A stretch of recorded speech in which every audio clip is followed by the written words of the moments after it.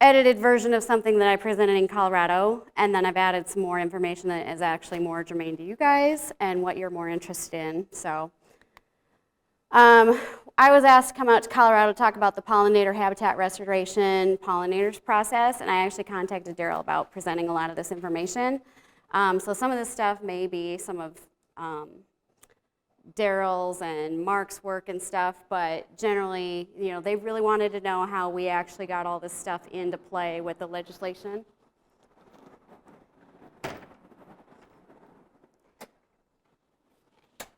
And basically set the grounds for putting native pollinator or native habitat and or pollinator habitat, which that wasn't even really our initial objective. It was really more about energy conservation than anything, and just making a better landscape that was more self-sustaining. But they really wanted to know how we made this all work and got this stuff set up in Iowa code and started the ball rolling. We've done a lot of work to put out good projects on the roadsides. That's not to say that there isn't some damage that's occurred over the decades. From overmowing, overspraying, and or other issues that go on the road.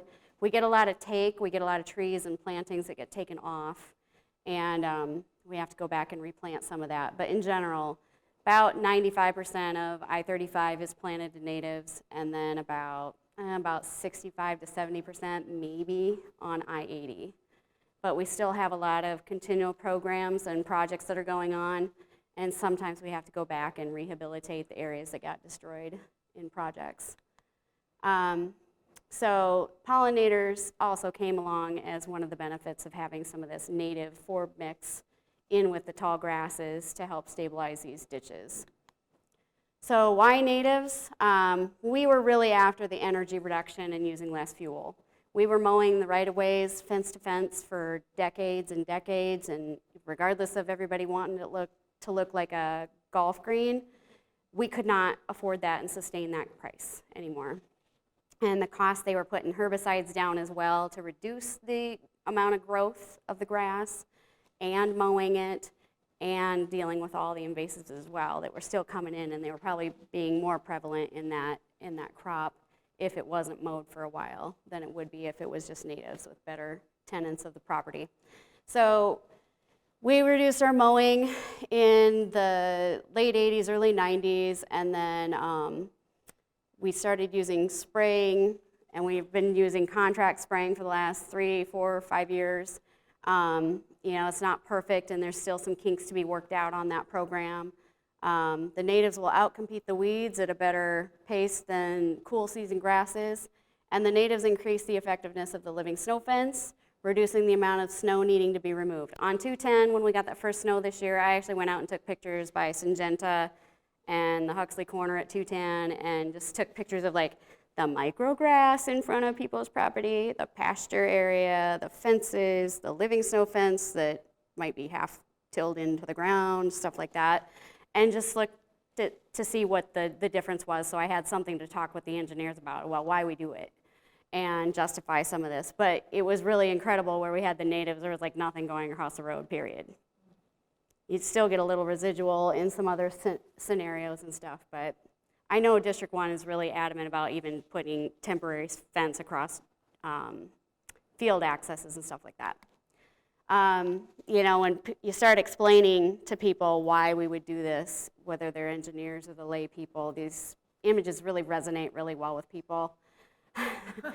This poster and then that scenario, I think we've all been in a situation where you've seen the wind blow the fresh sod and roll it up like a little Swiss cake roll or something like that in a yard. I actually saw that at the Air Force Base when we were out there 3 or 4 years ago with our foreign exchange student, and a osprey was landing and the new sod rolled up and over. So, you know, when you don't have that root structure there, things start to get ugly fast. And we see that really fast when we aren't taking care of the flared-in sections and other things in the DOT right away. So, you know, we're after that deep root structure. We're after reducing the erosion and the potential slide repairs and establishing something that has longevity and resilience against the weather. The scenic enhancement, I think it kind of comes along with it. That's like we talked about earlier, when you're selling this stuff to supervisors, they're never going to listen to me about talking about how pretty and awesome it is that we can get the monarchs to the north and the south, adequately with a food source. But when you start talking about the erosion control, the reduction in mowing, the reduction in spraying, and other things that come along with it, this is just the icing on the cake, and it is incredible, and it does make the economics more beneficial when people have a more pleasant drive through Iowa as well, because I think a lot of people do comment on that, along with our rest areas. So I know this is the old logo. Sorry, Christine. I didn't swap it out this morning, but we work a lot with the Iowa Living Roadway Trust Fund and the Tallgrass Prairie Center and the roadside vegetation management folks on, everybody kind of sharing ideas and getting along down the road and refining our practices over the years. But we really all recognized we needed some infrastructure and needs for pollinator habitat, so that's what was really the impetus behind the whole Living Roadway Trust Fund and bringing these groups together. So the local ecotype seed, I know we've kind of beat this a little bit, but the Iowa DOT's decision to pursue revegetation projects was with natives, locally sourced and produced seed.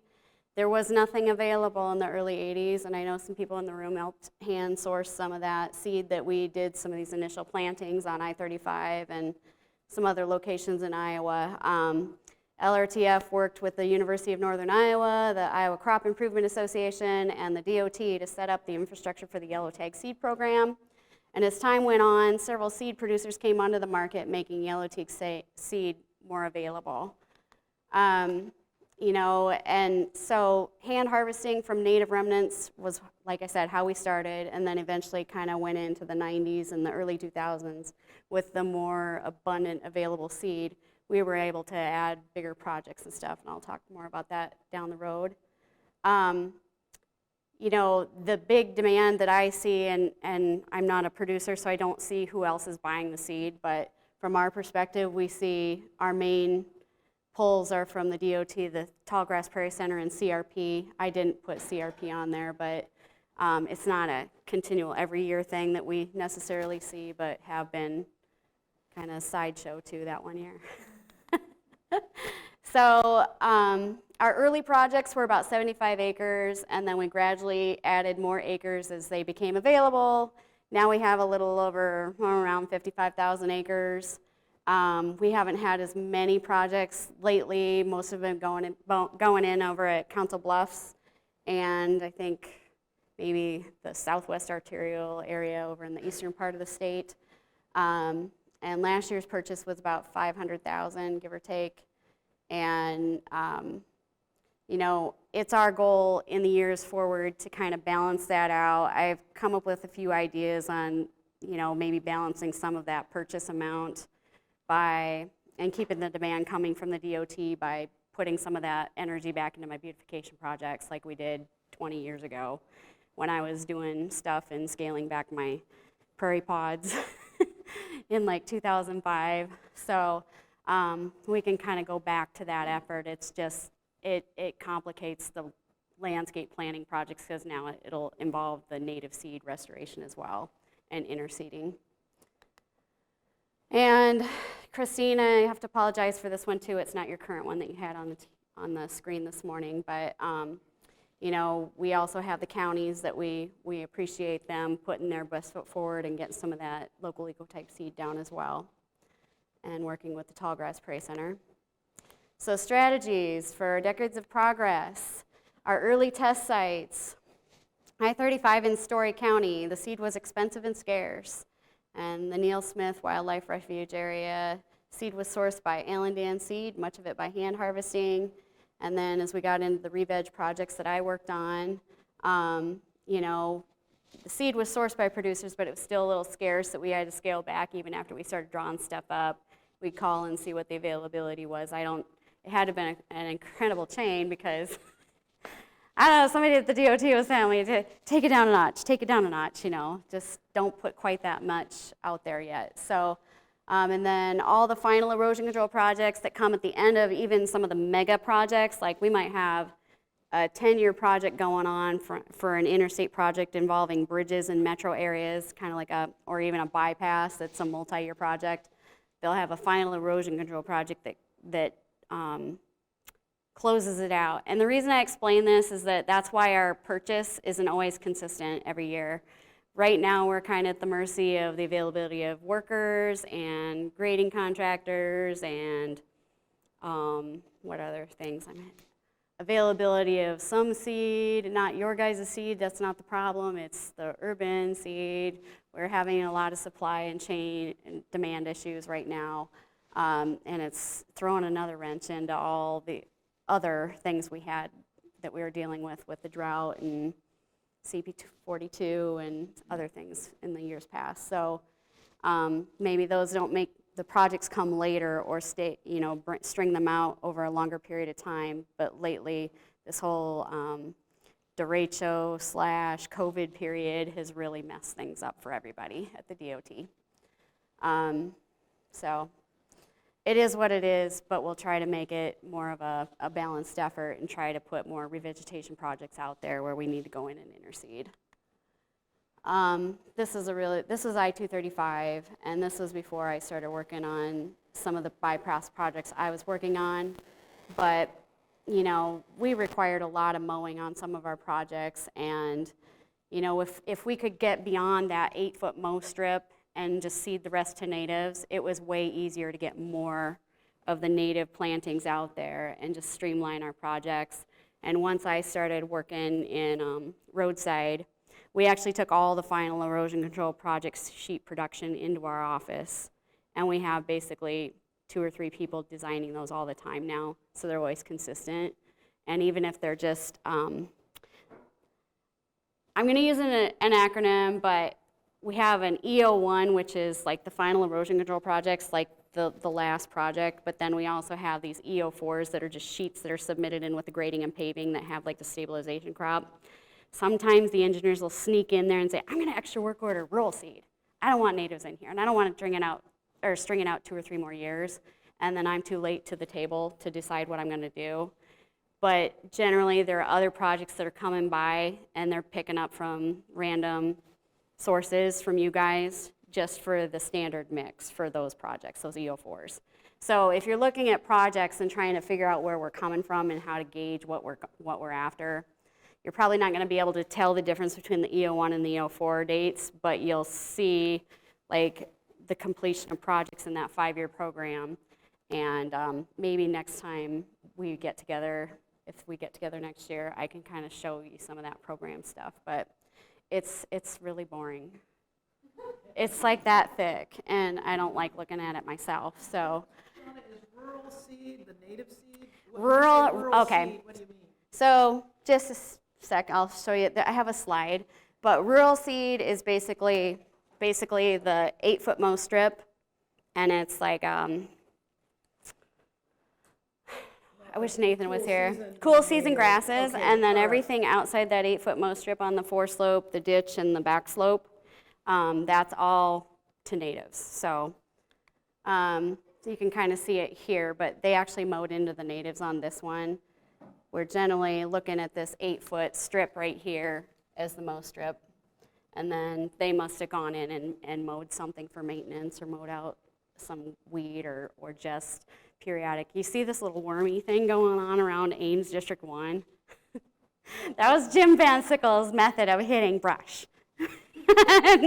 and it's like, there's no rhyme or reason to it other than he was probably killing something.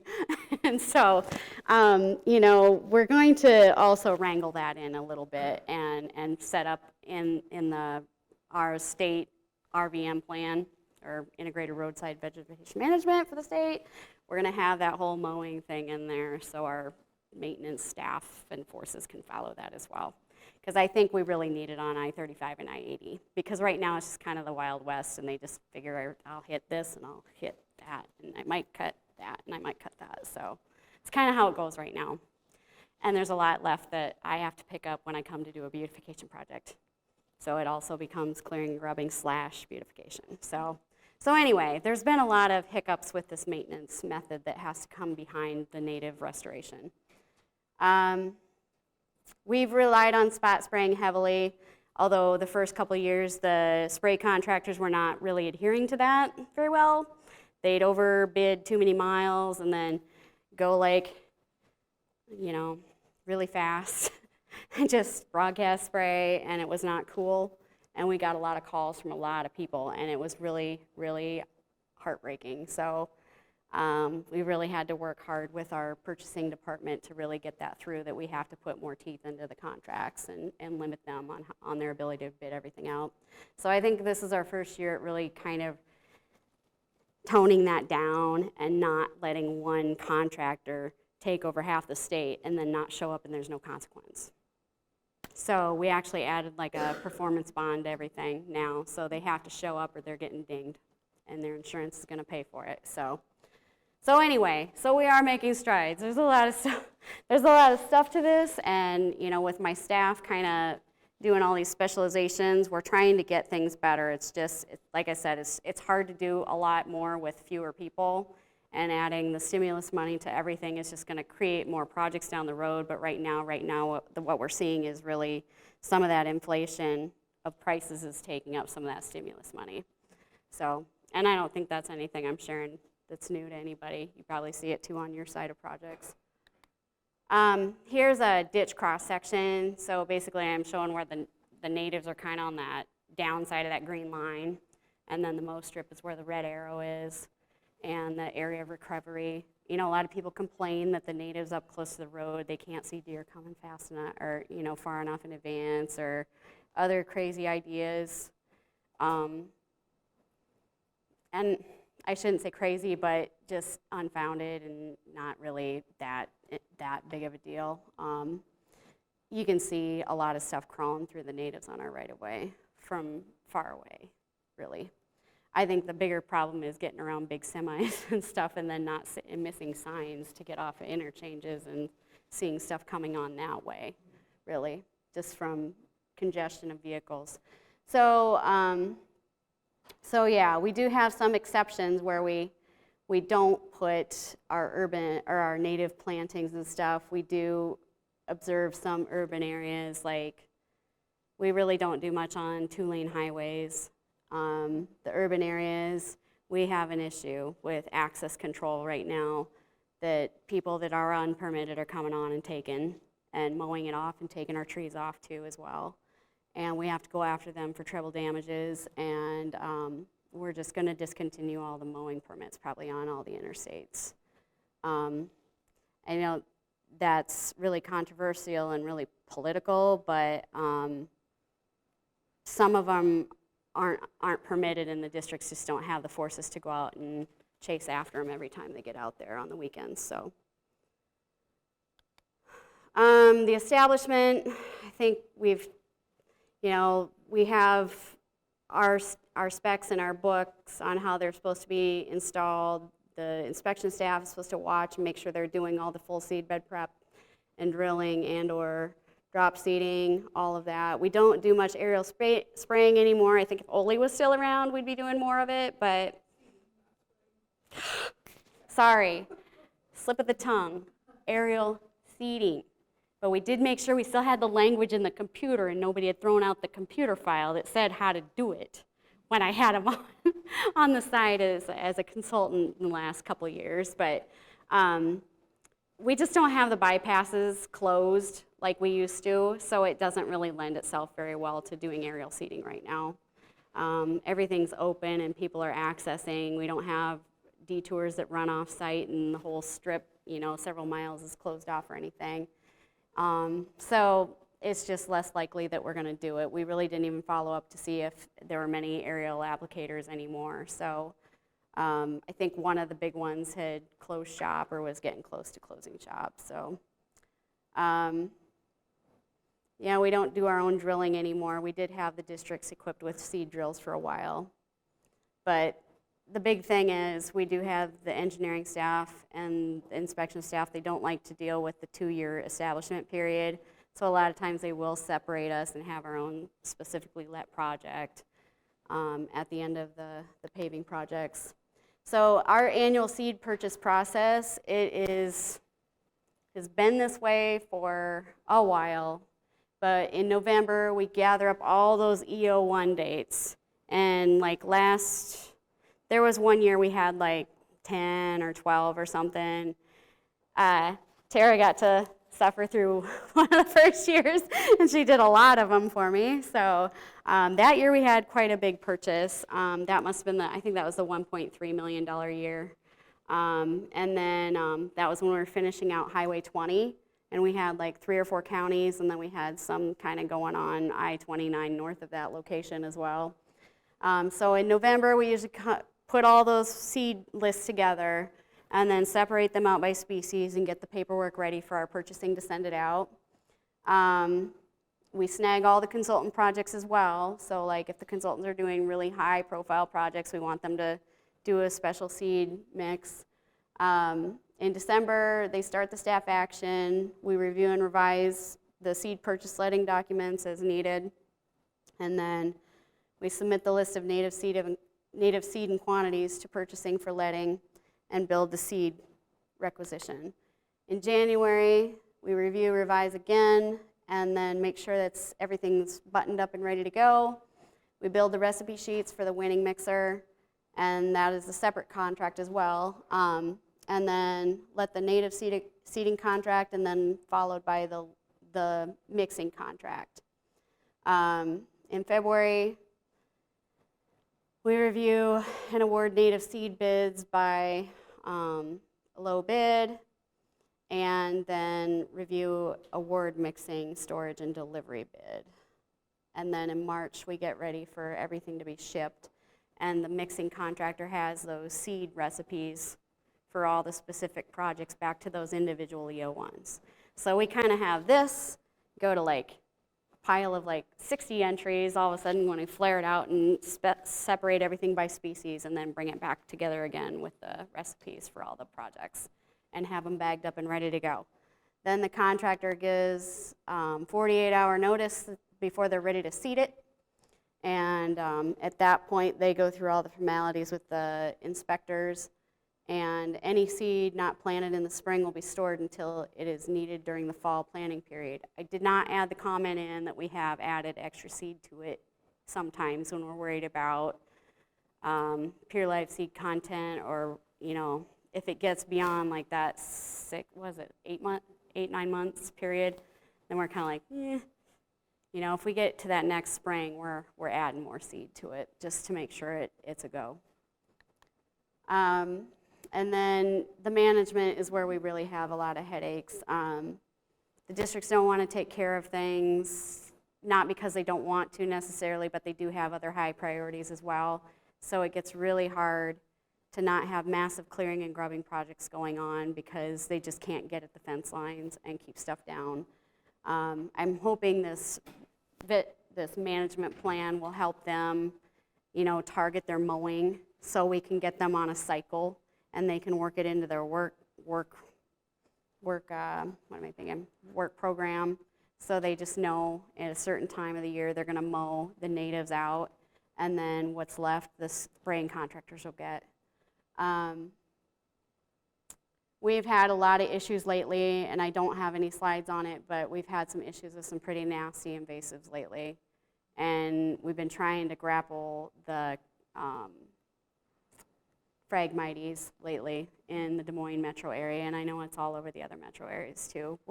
It's got to be spread by the mowers not being cleaned, and that'll be part of the vegetation management plan as well. Other stuff we do in our section is we do the living snow fence and tree plantings, deforestation sites.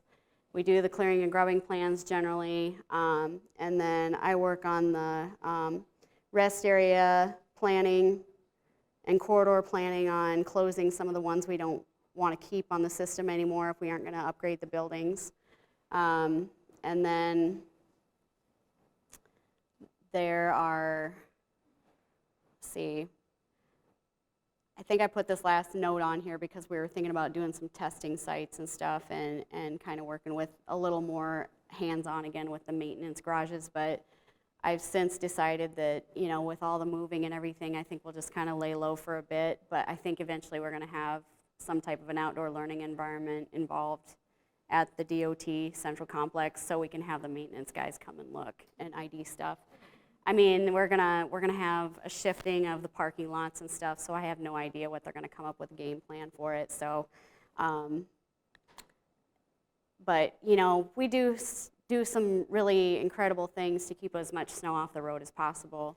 And the more that we leave the natives in there, the more the engineers and other staff realize that it does help a lot. But I'm hoping my pictures from this last winter will speak volumes on the maintenance, because they already know they want more living snow fence out there too. So, and the natives just enhance that. So I've got a few snowy pictures on there, but you know, like I said, we have management challenges. We have adjacent farmers, we have adjacent encroachment and haying and mowing unpermitted, and you know, even in the DOT, there's just repeated mowing and exhaustive mowing and recreational mowing of our natives when they really don't need it. They say they're making more storage for the snow, but really what's happening is you take that grass down and nothing is held over that grass level then at that point, and it just blows across the road and glazes.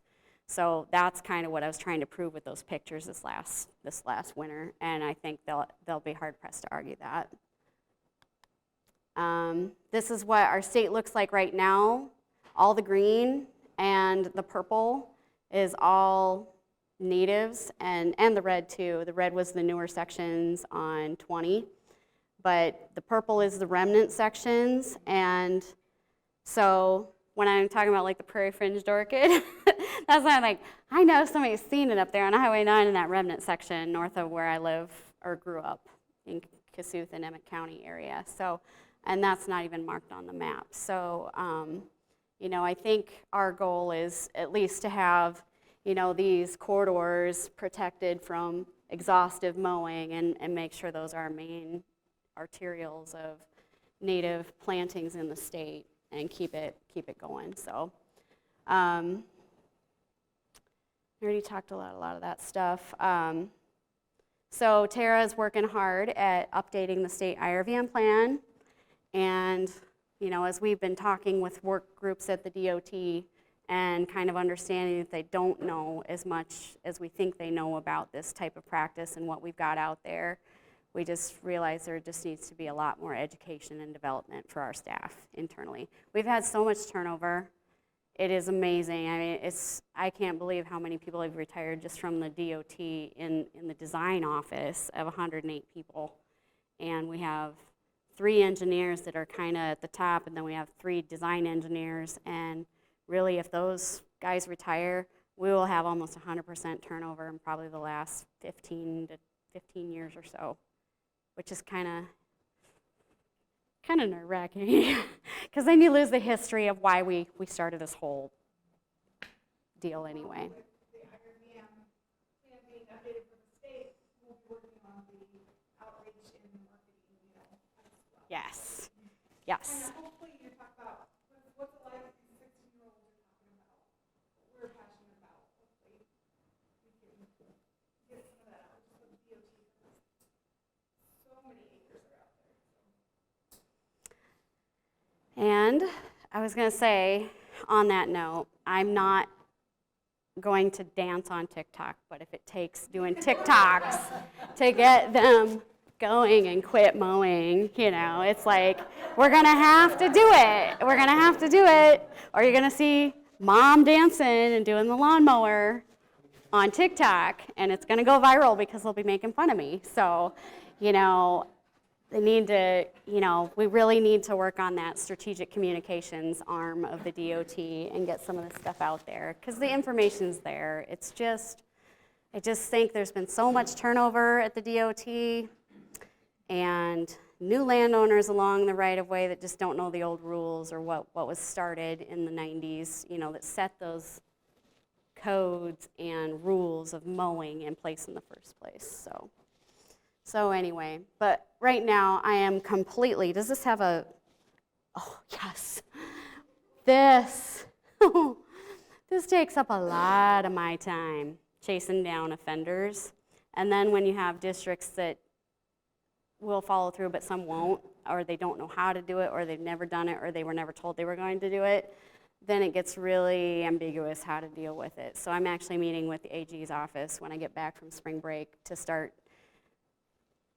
writing a letter, have it ready, issue it to the district. They have to follow through and start chasing something down, because we have some pretty serious takes on our interstates where they've taken trees or they've destroyed natives or whatever. So, and a lot of the time I feel like Rabbit, where the carrots disappear from below because Gopher's down there pulling them out, and I'm putting them right back, because that's exactly what I'm doing on I-80 right now. And a lot of this couldn't have happened without some really phenomenal predecessors doing this job in the last 35 to 40 years, working with legislators and universities and the DOT. So I have a lot of people to thank, and I don't put the names on there because I don't want to forget somebody and then kind of be the brat. So Daryl and the Lauras and all the roadside managers and Alan Dan and all the other seed companies, Shooting Star, everybody else, it's like, if it didn't take a bunch of people that really cared about what we were trying to do, this wouldn't have even happened. And I'm glad it did, because it's incredible, some of the locations in the state where we have used the foresight to push this forward.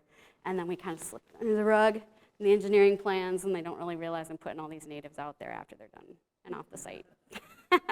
I'm not saying we snuck in and did it, but that was the intent, and we just had the side benefit that it was pollinator habitat that we were putting out there. And that may have been a component for Daryl, and I may be speaking out of turn on that, but it really worked out in our favor to use more foresight and get that stuff in the system and backed by Iowa Code and other programs that really saw the benefit. So you guys sold us a really awesome idea that is going to live on for a long time, or at least until I retire. So we got another 15, 20 years of this going on. So anyway, if you have any questions, you can email me, or what time are we at? Oh, I'm over? Sorry. If you guys want to call me or contact me, that's fine. I get a lot of calls and contacts and stuff, and I don't have any problem sharing links or getting you to the right person. If I'm not even the right person to get that from, I'll usually know who to kind of get you directed to. So I'm kind of the glue of my work staff. I don't I work on the specs and stuff, but I don't always know everything to the gnat's patoots. So my staff like, nope, Shauna, it's this way in this one. That was the old spec, so we changed it. So sometimes I have to I was doing a lot of that yesterday. And that's why I'm thinking of it, because I had to answer a bunch of letting questions before I was going to be on break. So anyway, we're busy, and we're trying to work on it. I know our purchasing isn't super consistent, but we're getting there. And we have these fine folks to work with, and Tara's right over there in the black sweater.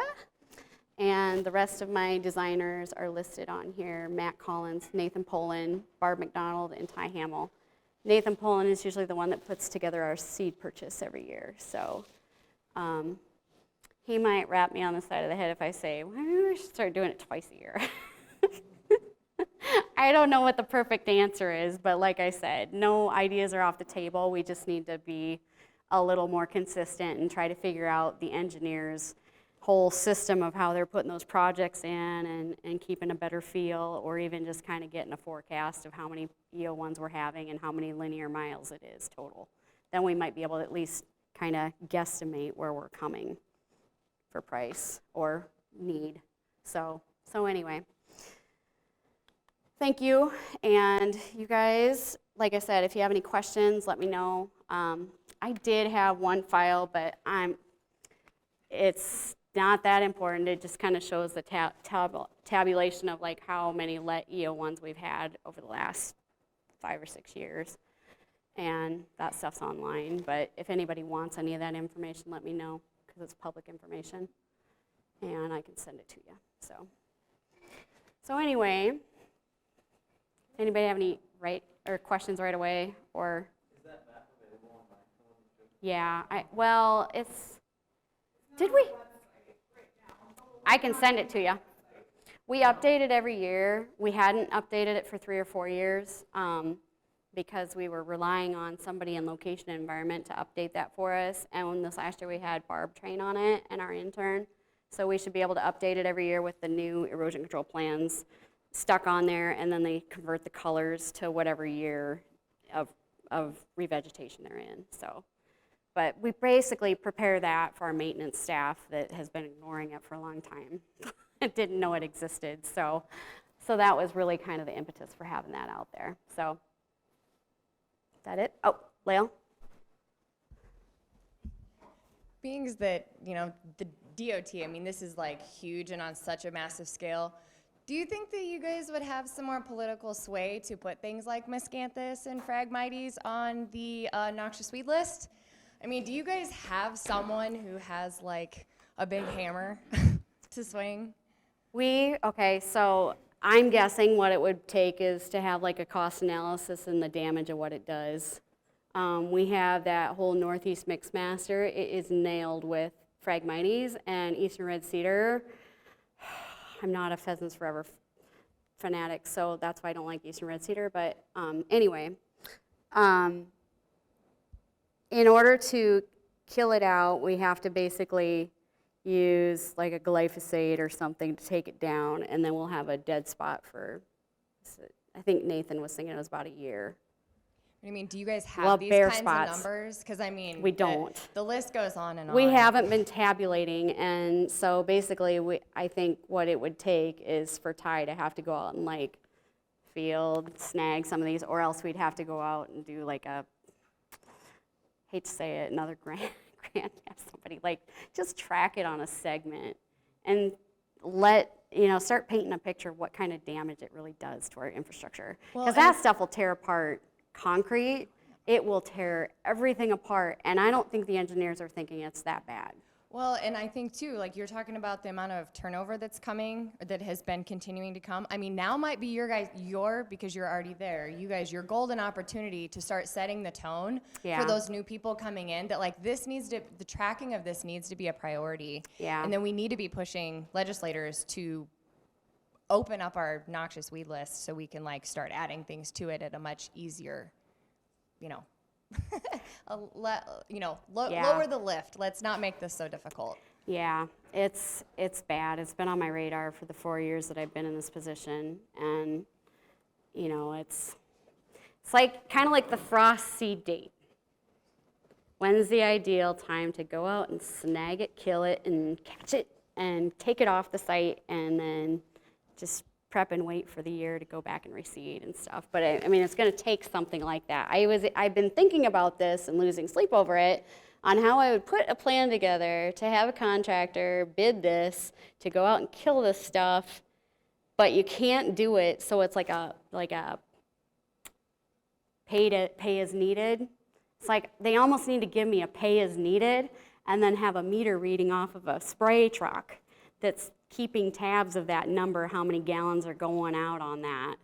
And then when it comes down to it, then we can track those locations, put a blob there of native seeding that needs to go in, or whatever our seeding type is in that location, and go back and infill with replanting or matting or whatever we're going to put. It'd probably be like TRM that we'd put down, just so you can throw the seed down and roll it out and water it and walk off, stuff like that. So the cogs are turning on it. I just, like I said, I'm kind of drowning in a lot of other political things right now with work, but it's like that is on the radar, and it has been on there. It's just trying to get everybody at the DOT with their arms around it and figure out the perfect way to attack it is challenging, because we can't step on maintenance's hands either, or toes. So yeah, good point, Lil. Yeah, Daryl?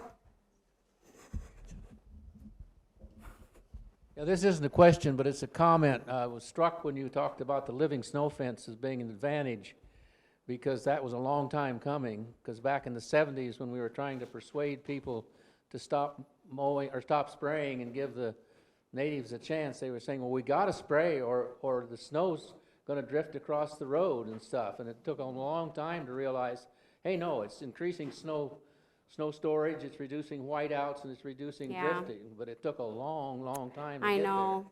And the only thing that's been a challenge with that, Daryl, is that location north of Ames that we're thinning out on Hamilton and where we get those whiteout. So just so you know, don't go out in a snowstorm north of Ames on I-35. Not so at least get the trees out this year. I was gonna try to get some recordings of the pre-condition, pre-removal and post-removal, but we probably can chase it down on the cams some point. It's frustrating because like, you know, we just got to find the balance. That was a product of the Million Tree Initiative when we had the DNR coming out and helping us get more stuff out on the right of way, and there was probably enough justification to protect from both directions.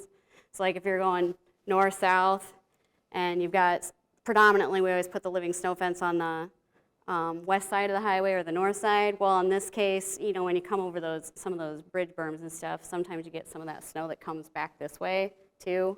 Or you're out in a spot where half the time blows this way and half the time blows this way and causes accidents either way. We have trees on both sides for some reason. And Siberian pea shrub, for some reason, really likes I-35 because they're like twice the size they normally are. So, causing more snow issues. So, thank you.